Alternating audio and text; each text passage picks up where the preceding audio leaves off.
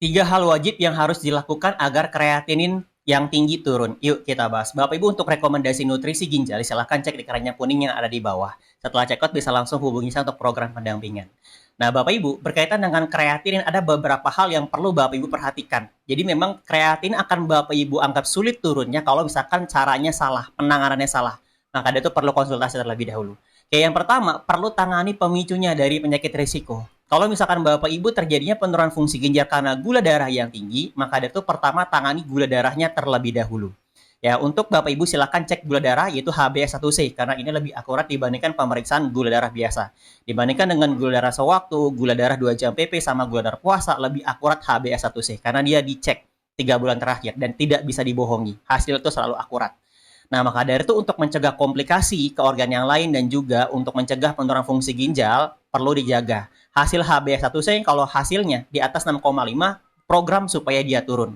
Ada beberapa yang nanti harus diprogram, terakhir akan saya bahas. Lalu yang kedua, tensi darah. Untuk tensi darah ini pun juga menjadi pemicu, dia nomor 2 dibandingkan dengan gula yang tadi. Bagusnya untuk tensi darah di bawah 130/80. Yang perlu dihindari pertama sekali adalah garam. Garam dapur harus dihindari. Banyak saya mendampingi pasien ginjal. Kenapa? Kondisi sudah bagus, tapi terkadang tensi darah suka melonjak tinggi. Pas saya tanya, apakah masih mengkonsumsi garam? Jawabannya iya. Maka itu pertama sekali harus kurangi. Saya tahu kok, untuk mengurangi kebiasaan yang sudah bertahun-tahun agak sulit.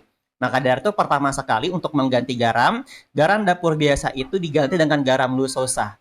Nanti kalau Bapak Ibu sudah bisa beradaptasi dengan garam lusosa ini garam low sodium salt khusus untuk penderita hipertensi digantikan nanti ya sehingga Bapak Ibu bisa lepas dari garam. Itu untuk garam.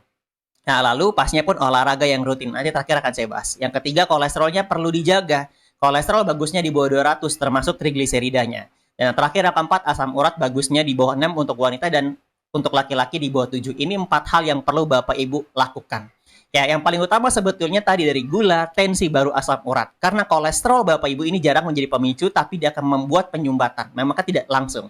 Tapi yang paling banyak ketiga ini, perlu Bapak Ibu lakukan. Nah, untuk menjaga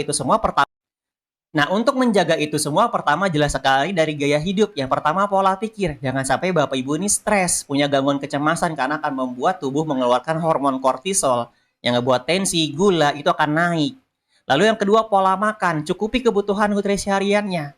Ini yang paling penting Bapak Ibu. Ketika sudah memasuki fase stadium 3 ginjal, itu harus mulai pembatasan. Hindari makanan yang mengandung kalium, fosfor, oksalat, proteinnya tinggi.